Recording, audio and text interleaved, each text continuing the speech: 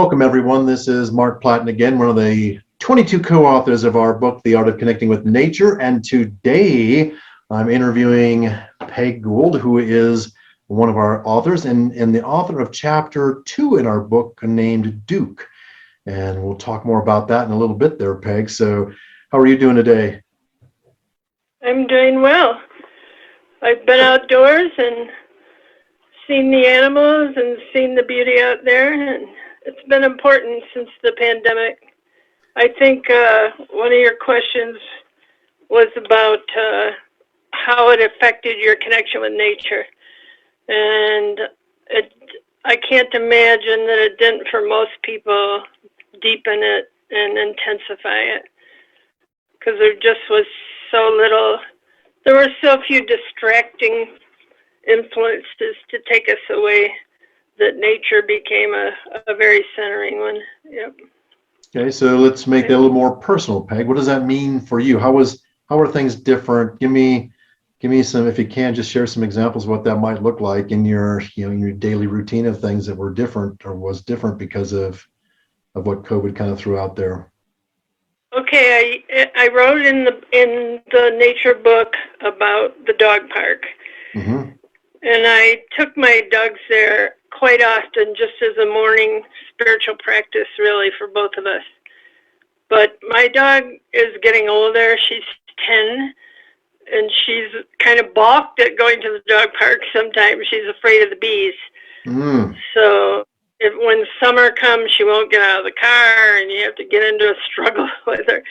So I started going to Shriver Park, which just is a little, I live in Manitou Springs, Colorado, at the foot of Pikes Peak. And about 5 minutes from me is Shriver Park, which is really a beautiful little park with few people there and a lot of mallard ducks and deer and wildlife, turkeys. So I started going there more.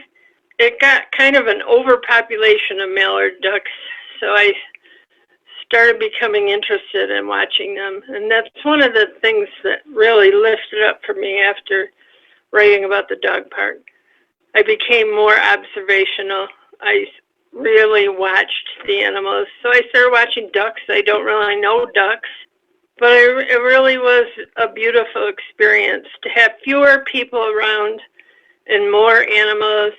Now and then we'd have a couple of Canada geese or a pigeon. I noticed today there was a really bright blue and purple colored pigeon there, just one. So I started noticing the different characters. There's one white-bibbed duck that's a different breed. But I started noticing and almost recognizing them and them me. There's a white squirrel. I started calling her Your Majesty. And I put her on Facebook a lot, and a lot of people didn't know you could have a white squirrel. And so I got a whole cast of characters there at the park. So nice. It was different during the pandemic. It's like the animals took over. It was their spot. The same happened with Cheyenne Village, which was for many years cabins along Crystal Park Road, a site of, I don't know, maybe 25, 50 cabins for the disabled. And it's being sold, so it was kind of empty during the pandemic. And the animals just took over that. It's right down the street from our house. So you could walk through the middle and just see deer and turkeys. And it was kind of wonderful for animals. And just the awareness that they don't know anything different is going on, except for the humans are out of the way. So yeah, I think we saw that worldwide, happening where, yeah, right. Species of dolphins and fish and so forth were swimming up into areas they hadn't been seen forever, and things were clean. You're right. Once we back off a little bit and aren't so kind of moving towards stuff, it opens up the doorway for animals and nature and life to kind of move back in. They do it fairly quickly. So yeah. Other than kind of the COVID bit there, so we've been I guess, out of this publishing end of this book 5 years now. So we launched it in June of 2016. So that's right on 5 years. With, we're a couple of days away from June right now. We're going to be relaunching the book on June 1st. What else has changed for you?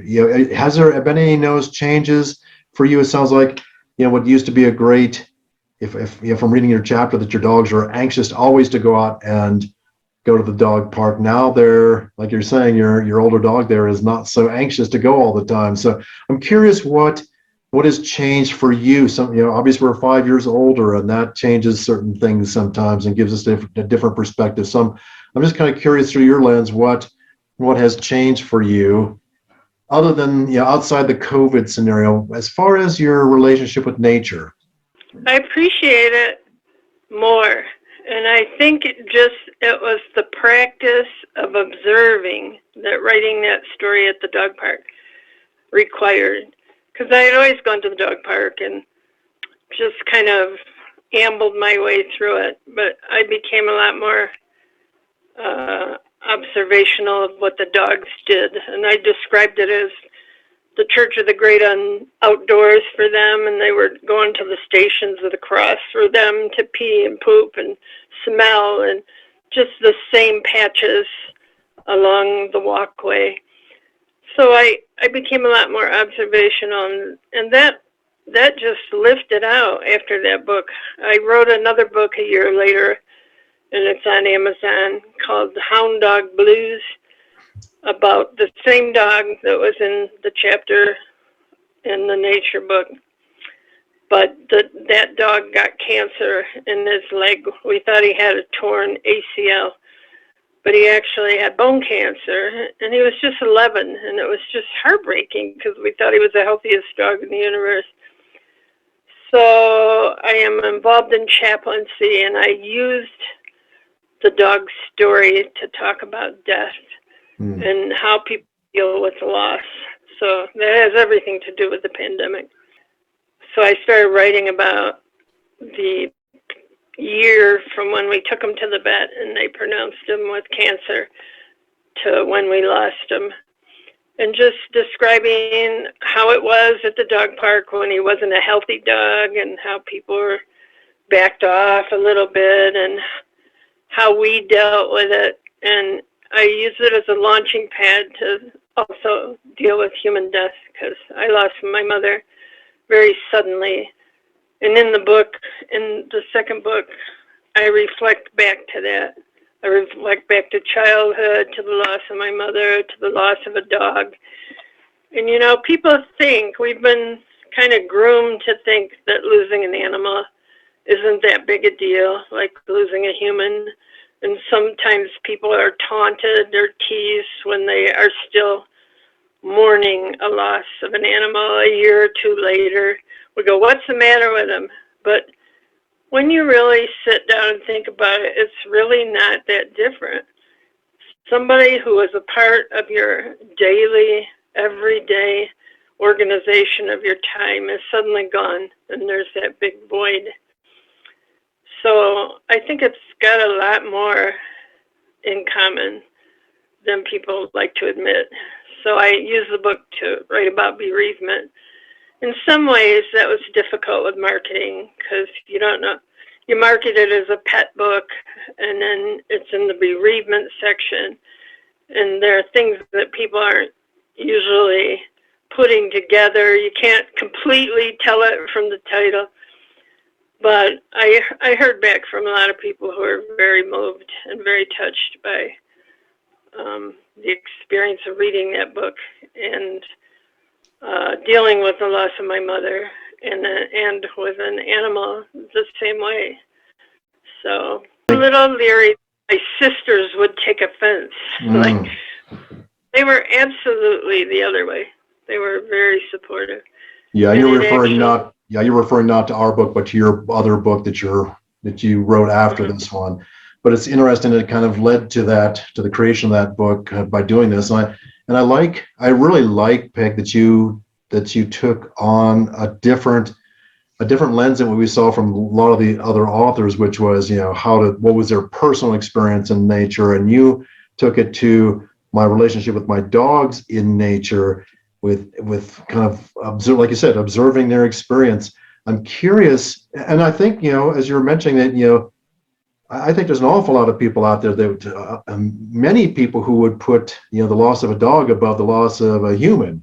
So I think some of that is changing in our culture as well, because we have such strong relationships so many of us have such strong relationships to our pets that they often take on a partner, the confidant, the being that's there for them no matter what, that's non-judgmental, that always is excited to see them, and there's a rare person in our lives that we find ourselves around that provides that for us at all times. So I think a lot of us are getting much more connected to our animals, and so I think it's much more relevant with that. But I really love that you took on the connecting with nature through the lens of your dogs, and like you said, observing them. So let's talk a little bit about that chapter there. I really like some of the stuff that you're talking. So of all the things that you've done there, Peg, why this chapter? Why about your dogs? Because I know you've been in a lot of amazing places. You guys were in Alaska, I believe, for several years, and you had, just some of the things you've told me in different places that you've lived. It's like you've had a lot of experience in what I would consider, really natural environment. I wrote a couple alternative chapters, but they were more like travelogues, really. I can see why. Only you, Peg. Alternative chapters. I love that. So not just one, but a couple other alternative chapters. So why did this one? Yeah, one was about Homer, Alaska, and a prettier place you'll never find. But I wrote about the dog park because the purpose of the book, as presented in the metrics that you sent out to people who might be interested in writing for the book, was to help people find their connection in nature. And I thought really hard about, I'm kind of a really nature person, but what do I really do? I'm not hiking 14ers every week. But I tried to think of a way that normal people, anybody reading it, could go out and start. And I live in Manitou. I used to go hike up on Higginbottom Flats. We used to go up there and try to walk because the dogs could be off leash and get a little bit running through the trees, which is, something I really value for dogs, but it's getting harder and harder to do it. When people used to say you should go to the dog park, I wasn't turned on by the idea because most dog parks I've ever been to are like little deserts with a couple of water bowls. But our dog park is world class. And once I went there, I was convinced. And, the dogs pretty much wanted to always go there. But I did it because of the ease of somebody who wanted to begin a practice of connecting with the outdoors. Here's something very doable and also close to my heart. So yeah, I love that because it is so. Some of the chapters in our book will stretch people or have them question the validity of it, or if they could plug in, even if they believe what we're sharing, they might go, well, that's you, but I could never do that. But your chapter really created a doorway that's like, oh yeah, if I've got a dog or a cat or a rabbit or whatever, I can go out and connect with it, walk with it in nature, do whatever, and see in a different way and experience in a different way. And like you said, be an observer and pay attention to what's really happening there in a much deeper relational way of what's going on there. And I really like that. Like you said, it's a really easy gateway into this connecting with nature book. I was a newspaper journalist for most of my life, and most newspaper journalists might be uncomfortable to be in that book. And kind of the woo-woo factor, they would call it, like features as opposed to hard news. It's the woo-woo people.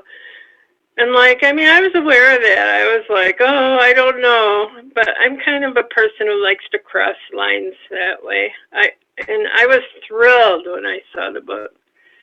And Joe Vegas's chapter, the opening chapter about bees, and his chapter was from upstate New York, and it so resounded with my own childhood. It was like thrilling.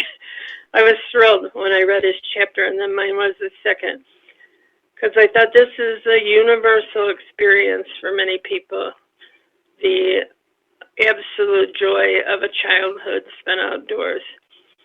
And people think New York is all about New York City, so they're always surprised to find out us New Yorkers have those childhoods of outdoor abandon as well. So I was in a crowd I enjoyed being in. But, yeah, I certainly was aware of what this book could or couldn't be, or how it might unveil itself, and certainly there's some chapters in there that will stretch people, and I get what you're talking about, the nervousness of being associated with something when you've got a professional, and the reality is most of the people, in fact, I it's hard to think of anybody in the book who isn't a professional, who doesn't have advanced degrees of one sort or another. Right. Some, that was surprising. College professor. I work for Colorado State University. I was an Air Force officer. I've got a math computer way science. Out in the like, What's that? You're way out there at times in the book. Well, I'm way out there, but what I'm hoping to show by this is that I'm a way grounded person. I'm analytical. I've got a math, computer science, and business background. I've got an MBA. So, and I work in the university where I all day long talk about, research-based information. So if you get caught, that's why I like Ken Wilber's stuff, his integral model, which on the upper right-hand corner of the model is it's basically the concept of the it, which means that it's all measurable. So if you can measure it, touch it, taste it, if you can somehow measure it and watch it, then it's valid. And that tends to certainly support the last 300 or 400 years of our world view, where we move from the mystic or the religious kind of realm of that having kind of a lot of our attention to science being its own God, right? And we know that science is always disproves itself as it advances and learns new things. So so many of us in this realm here in the book are certainly operate in that upper right quadrant, which is the observational place, but we also operate in the upper left quadrant, which is the I quadrant, according to Ken Wilber. And that's where it's all of our own personal experiences that just can't be measured. And if you exclude the one and all you're looking at is this, you don't have an integral model of what reality is. This stuff happening in our interior world, that some of the experiences that I've had, I've talked to several authors here and people from all walks of life who've had some of these experiences and connections and so forth. It is so real to it. I mean, there's no intermediary that's telling me this is true or not true. It's my own really personal experience, and the information I get is not information I've had access to before. You go out and then you research and go, wow, it's validated by what they said here, or by what we're being told. So for me, it's as scientific in its own way, and it's actually more real than and true, as if you're looking for the capital T of where the truth is in my life with things. Those experiences, nobody can tell me that it's not real, because it's not like I was on any kind of trip of any kind. It was pure, deep connection with nature and communing with me and so forth. Now, we have no problem. I mean, a lot of the same people would have no problem if it was a Native American or an Aboriginal or a Toltecian or a Aztecian, any of the indigenous people saying that, they would go, wow, you've got something that I don't have, and tell me more about it. You look at the books that have had so many impact and influence as far as from kind of more of those spiritual realms, and many of them are from those other, from the more indigenous people. Well, these are the same kind of experiences that they had all the time. Why? Because they were slowed down enough, and they really needed to live. They needed to understand and be able to communicate with nature. They needed to be able to read signs on a much deeper level. They needed to pay attention and be integrated, because their very life depended on it at times. And so to have the faculties of being able to communicate with nature, truly, really communicate back and forth as though sentient being to sentient being, communicating can be I'm not necessarily saying it has to be a verbal communication. It can be visual, auditory, just knowing, a knowingness about it. It comes in a lot of different flavors, and I really wanted to explore that in the book, to kind of to give access to, no matter where you are on the spectrum of your journey with connecting in nature, that chapters like yours, Peg, really give anybody kind of a safe entry into kind of exploring those realms. And then you get more like into my stories, and a couple of them toward the end in the spiritual dimension there. And it's a little bit more questionable as far as feeling grounded in that, if you haven't had those experiences. It seems just like not real, and that it's, like I said, hocus pocus, wooey, fluffy, whatever kind of stuff.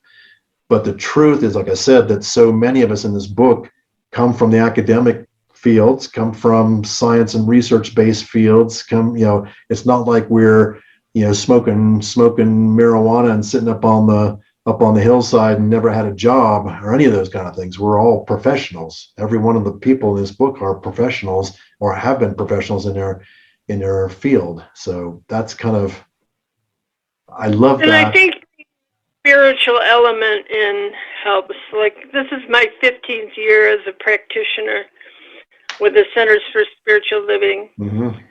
When I joined, I was a hardcore journalist, and I felt those uneasinesses about how to put this together. But from the beginning, we were encouraged to make it all one life, to bring your work life into your personal life and into your spiritual life. And so I've been on that trajectory for a long time. My husband and I spent a couple of years living in Alaska. When you live in a place like Homer, Alaska,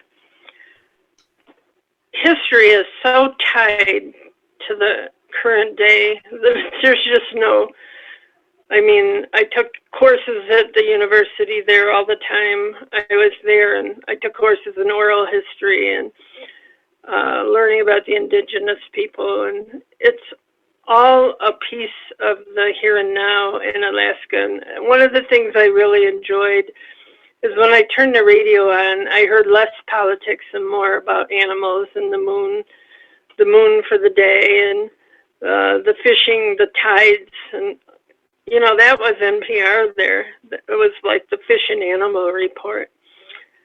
So seeing through these different glasses is very helpful. I worked at the Pratt Museum there as a manager of services, and they had a fantastic exhibit on the oil spill, which is what drew us there, really. It was one of the most hands-on things I had ever seen. It had the earphones, and you could put on the earphones and hear the pilot talking, and when he saw it coming and realized what was happening. And so we had a lot of experiences there that really made nature even closer in the everyday life. Nature and history, I would say, and indigenous history. When you live in a place with a lot of indigenous influence, everything changes. I know you were at the Parliament of World Religions, and you could feel the indigenous culture in Toronto there. It's really not something you shake when you live in a place where it's had deep roots. It infiltrates everything, and it should. And so much has happened since this book came out. It's amazing that we're talking about these same things, like what is science, what is fact, who is right, it really was well timed that it came out before the pandemic. I wrote a pandemic story. I was wondering about writing about the pandemic, and I submitted a story about the pandemic to a local group, Pikes Peak Writers. They were doing a book during the first year of the pandemic, but I think they were a little leery of it because we didn't know where it was going yet. Right. And in order to write the story, you had to know where it was going. But it's very interesting, and I think we're going to see gazillion books written about the pandemic and Yeah, what we because learned. it's kind of our way to kind of heal through that, right? It's a catharsis for us. It's how we process our own unknowns is by writing and expressing. It's one of the modalities of doing that and that's healthy. And there's something about that we need to get that out and share our stories, no matter what's going on. And it's kind of the beauty of this book as well. You're going to get there by speeding up. You're going to get there by slowing down. Yeah. It's when you slow down that all the connection comes. It was hard to tell people at the time that when you slow down, all the connection comes, because it wasn't feeling that way. But that's the way it is. Yep. Yeah, and Ariana, my wife, lived Fairbanks, I think it was, for 4 years. Her dad was in the Air Force, and they were stationed up there. And she talks about those kind of things. It's you're no longer on the top of the food chain. You've got to be paying attention to where you are. And she was a little girl, just a few years old up there, and she can tell the stories of her mom, carrying shotguns around to scare off the moose and the bears and stuff like that. So they go out to the mailbox and all those kind of things. And yeah, it's a whole different world up there. And you're almost, I'm not sure how you wouldn't be connected in nature, because you can't take it for granted. You can't hold yourself up enough. You have to be immersed in it to some degree just to live there, to move through that. So yeah, I like that, Peg. So I'm curious, so since you had a lot of different options to go through, maybe you're softening up, maybe you're not quite so, maybe you're willing and able and desirous of sharing more deeply with stuff. So I'm curious, do you have like a real strong memory of when you were a young girl in nature, and something that kind of stands out of like, wow, this is really important for me, this is an important time for me, really connecting and having nature be this and creating a relationship with nature? I'm curious if you have any of those memories. Such a simple one, and it's in the chapter. It's such a simple one. I remember we used to go out we would tap maple trees and collect the maple syrup and put it on snow. And we had a little patch on our street where there was not a house, and so it was just a tangle of bushes, and we used to go collect like sharp little trees and put gumdrops on them and stuff. And I was like walking through that field one day, and I saw a rabbit carcass on the ground, and I picked it up, and the entrails just went all over the place, and like I dropped it, and I felt like I was going to faint. And I just see it as one of my first real awarenesses of death, and in a stark way that it can happen in nature. Like, it was just such a switch. It's like somebody pulled the switch. I was looking for beauty and simplicity and like tufts. What do they call it? Little windmill tufts. I went milkweed. Yeah, milkweed. I was trying to collect milkweed, and then the stark contrast. And I remember feeling fear and just feeling a little queasy and thinking, like, what happened to this animal? And then a short time later, what happened? Could it happen to me? It was just a survival impulse.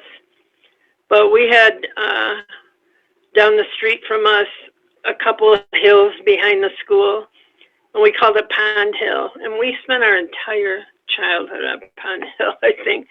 We would go there and bring lunch and spend the whole day there. In the winter, we would ice skate. There was ice skating ponds, and no one ever came after us. We just went in groups of kids, and that's the way it was back then. You came home for dinner, and we went on big bike hikes, got ice cream cones, and like we just traveled in packs of kids. Yeah, it's really fascinating. What? It's just really fascinating that I think pretty much everybody that I've interviewed, and we're all of us are wise in our years. I'll put it that way. That we're a little bit. We've seen more behind us than a probably left in front of us, unless some change of nature happens there. But it is fascinating to hear exactly what you said there, Peg, repeated over and over and over. It's like that was the culture, right? It's like, get out of the house, come back. You better be back by dinner. So when it gets dark, be Mother back. used to lock us for a couple hours. Yeah. I don't think she was the only one. I think quite a few mothers did back then. Yeah. Yeah, and that running in packs where you were left to your own devices and to your own creativity in nature, right? And that's why I love. I mentioned it in our book. I talk about Richard Lou's book, The Last Child in the Woods, and nature deficit disorder, and he's talking about that you can throw that in a group of older adults, you can throw that out there. Anybody, let's say 50 or older or 45 or older, you can throw the question out there of, can you take yourself back to a sacred or to a special time that you had in nature, or a place that was yours, or that you called yours with stuff. And almost everybody can bring forth that vision. He says, what's so powerful about that is that it moves past any religious, political, sexual oriented. It doesn't matter. Doesn't matter any of those kind of things that tend to divide us at times. All those things go away when you start talking about, tell me your experience, and we all have somewhat of a similar conversation, like you said, with by reading Joey Vegas's chapter, the very first chapter. I mean, it was visceral for you because I'm sure you had some with them or something. Yeah. I was in Cattaraugus County, and I didn't realize it at the time, but it's a part of Appalachia. Mm. And so, we were outdoors all the time. It wasn't an economically rich place. But I went back. I won an award in college, and I went back for, I think it was the 50th anniversary or something. And I was just knocked over by how gorgeous it was, because it was in October. And Yeah. It was the end of fall, and oh my gosh, there's even a heart. I went to St. Bonaventure University, and there's a heart up in the trees behind the college that's called Thomas Merton's Heart, because this was where Thomas Merton wrote Seven Story Mountain. Oh, wow. So yeah, very spiritual place and very outdoor oriented. I don't see my sisters as outdoors, and that's one of the big discoveries I had in reading the book. I allowed both of them to read the parts where they were mentioned so they wouldn't be uncomfortable at anything. And they were so excited about the outdoors things, and I started to realize they do, even though they're not outdoors as much as Todd and I are. Right. They are outdoor. They're out there taking pictures of beauty every day, both of them. So I realized I didn't think of them that way, but they actually got that same gene. Yep. And they're having this invasion of the cicadas right Oh, yeah. And just it's so odd. Every 17 years, and they just blanket everything, and all the other predators eat them, and it's just, people are kind of scared just watching it, and yeah, it's, for me, it's just fascinating with nature, right? And there's these 13 and 17 year cycles, and you can track each of the different broods, and they've mapped them all out, and some emerge early, and they're wondering why. It's tied to climate change. I mean, it's just fascinating to watch and observe, these massive, tens of hundreds of millions of insects coming forth that have been underground for over a decade. And how do you know? I mean, it's just so fast. Like, well, how do you know when it's time to come out? Well, what's that signal that goes now? Why 17 years? I haven't read it yet. Why 17 years? Yeah. I remember the sound. The last time I visited her must have been one of the 17 years or a while back when I visited her. Because I remember the sound. It was just a hum, like a cat purring. The hum that never stopped. Yeah. Right. Yeah, it can be like a scream. My other sister lives in the banks of Geneseo State Park, Letchworth. It's called Letchworth State Park. And there's not a more beautiful place either. So I guess it was important to all of us. Yeah. Nature. Yeah, it's kind of funny how we find our place with that. And so speaking of place, so you've lived a couple different places there, Peg. Is there a landscape that calls most strongly to you, like mountains or deserts or oceans? Mountains. Mountains? I mean, I grew up in the mountains, the Appalachians, and I'm comfortable in the mountains. I like California. Todd is from the Pasadena area of California, so we go to California a lot, and he misses the water. Mm-hmm. But for me, it's the mountains, you know. But it's nice to have them together, like in Alaska, coming around that Turnagain curve coming out of Anchorage. You have everything there in one spot. Yeah, it's just fantastic. And Homer, Alaska, it's like seeing Tibet set on the ocean side. I mean, it's like a contrast. There's such a cosmopolitan place. I mean, people are overeducated, very fine dining. People come down from Anchorage to eat. It's almost like Manitou Springs, set on the edge of a glacial bay. But it's very cosmopolitan place in a way. Todd and I moved out. We bought a house. We lived there for a year, and we moved out to become caretakers for Alaska adventure cabins, just because it was exciting. And there were moose walking through the front yard every day, and we saw everything that Alaska is known for. And when we opened the glass doors, we were in a little shoebox apartment, and when you open the glass doors, you're on Kachemak Bay. And so it just it made me even more of a photographer, because everywhere you looked, it was just, you couldn't put your camera down, and I don't think I've ever recovered from that. It goes everywhere I go now. That's not a bad thing, though. Facebook, a really great place for that. You know. Yeah, Facebook, any of this. Well, a lot of the social media certainly, for sure supports that. Yeah, it's interesting that you have seemingly kind of followed the call of the mountains, no matter in the three places that you've mentioned here. For me, it's interesting. I grew up on the fertile farmlands of eastern Iowa there, and lived in several different places. And I've been here for 30 years, a little over 30 years here in Colorado, and I love it here. And I'm feeling a call to move somewhere else. And so it's interesting to pay attention. It's like, well, what's calling? What's the draw? What's the next thing that wants me to interact with it? So it's really fascinating watching that there's that shift for me. What are you hearing? United States or somewhere else? No, somewhere outside, at least for a while, I think. Exploring different cultures a little bit and going more, maybe I'm really being called to places that have more lush plant life. So Colorado has some, but it's not. I mean, you go to other places, you come back here, it's like, oh, especially in the winter months, it's pretty brown here. We're a semi-arid region. I mean, it's, we only get 14, 15. It is dry here. I'm always shocked when I come back from Alaska. Yep. Right.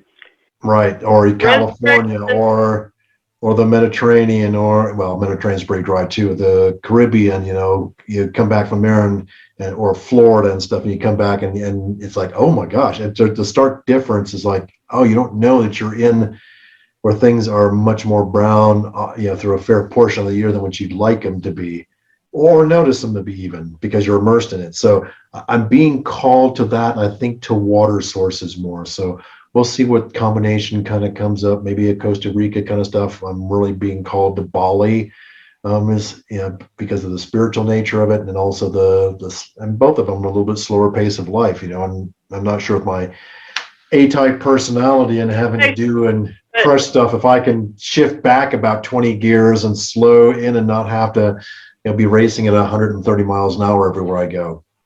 Important. Yeah, so I was just wondering, Peg, if that was calling to you at all, if you were having any kind of nudges in a different direction. I've asked this to several of the authors in our interviews, and some were going, you know what? Yeah, I'm kind of hearing a little bit different. As I get older, I'm not quite so, I don't like the cold so much, so I'm interested in me being, pulled toward more of a tropical region for part of the year. It's interesting to listen to the stories that some say. So I was curious if that was kind of scratching at your door a little bit, or knocking on your door, or whispering in your ear. I'm 70. I'm older than you, so I don't I don't know. Alaska, it's cold in the winter, but I'm from northeastern winters, so it was never terrible. But we still own a home there, so Oh, we have to go up and decide what we're doing. So all these questions are really pressing.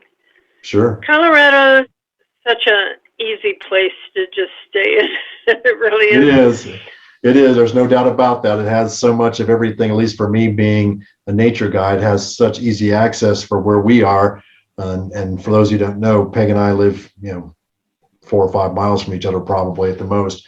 So we're fairly co-located there. And so at the foothills of Pikes Peak, there's just an infinite amount of nature kind of to invite you in, hundreds of thousands of acres of national forest and everything A lot else. of traffic. What's that? Too much. I mean, Homer, Alaska had one traffic light when we were Oh, there. yeah, People yeah, used to get all confused. They'd pull up to it and they get all confused. They wouldn't know what to do. So we kind of miss that. Yeah, I get that too. A little bit slower, less people, less infrastructure, fewer vehicles and so forth. Absolutely. So, well, good. I was just curious there, my friend. So that's kind of what I've got to share and the questions that I've got. And just wanted to take some time to connect with you and catch up and see how things have gone different over these last 5 years and just get a little bit different picture of who you are, Peg. Like I said, in case some of the people who read our chapters want to know more about us, and these interviews kind of provide that opportunity to kind of get a little bit deeper insight on who we are and what makes us tick and what's driving us and why did we choose the chapters that we chose when we could, obviously, like you said, you had two other. You're the only one who admitted so far that they had actually written additional chapters or alternate chapters. So it's always interesting to me to ask the question, well, why this chapter? Why? What was calling? I'd like to make one comment before we finish. Yeah, and that's absolutely. one of the most powerful moments in the book to me were when different authors talked about losing their connection with nature.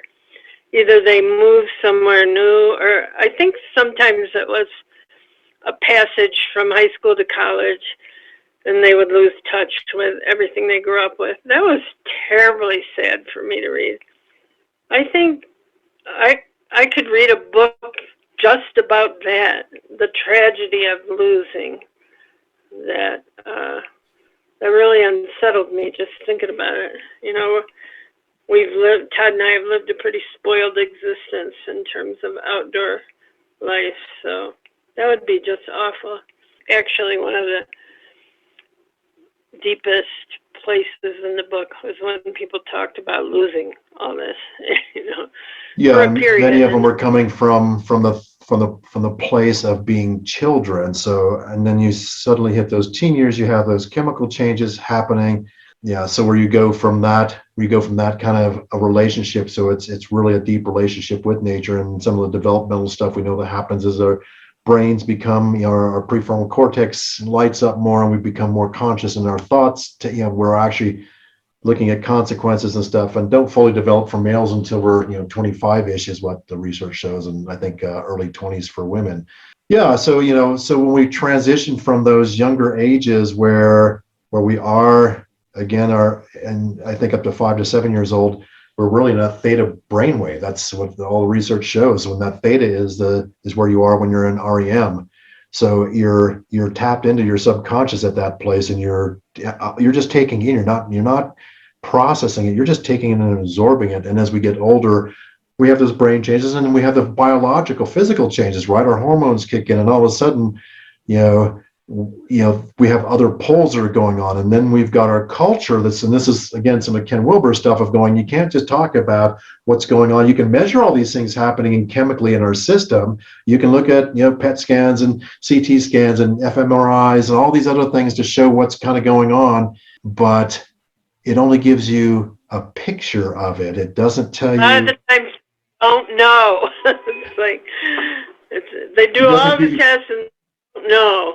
Yeah, it doesn't give you that interior world with stuff, and our cultures, in our Western culture here, it's about going out and making money and and producing, and those, I mean, that's the, individualistic drive, and get the cars and get the job and get the house and get the family and get the yacht and get the whatever else that comes with that, right? And then you'll be happy, and you'll be powerful, and you will have succeeded. That is our mythos in the Western culture.